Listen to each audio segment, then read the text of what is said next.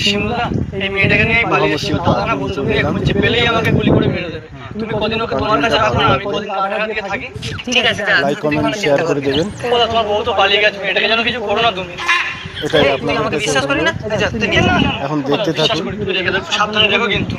ঠিক আছে। দেখো আমার বউ চলে গেছে, সাহেব ব্লাউজ কিন্তু কিছুই নেই, তাই আমার প্যান্ট গেঞ্জি দিয়েছি তোমাকে পরতে। আজ রাতে তুমি এই খাটে শুয়ে পড়ো, আমাদের তো একটাই ঘর, আমি বারান্দায় শুচ্ছি। না না, আমার একা শুতে ভয় করে। আচ্ছা ঠিক আছে, চলো আমি শুচ্ছি তোমার সাথে। নিজের প্রোফাইলটি অন্যের কাছে দিলে কি হয়? এই কে আছে বাড়িতে? কে আছে বাড়িতে?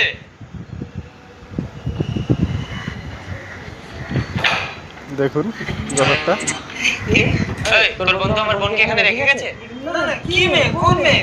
এখানে কোনো মেয়ে নেই। তাহলে ওটা কি? ওটা তো আমার বউ। এই, তোর বউ তো পালিয়ে গেছিল, কবে এলো?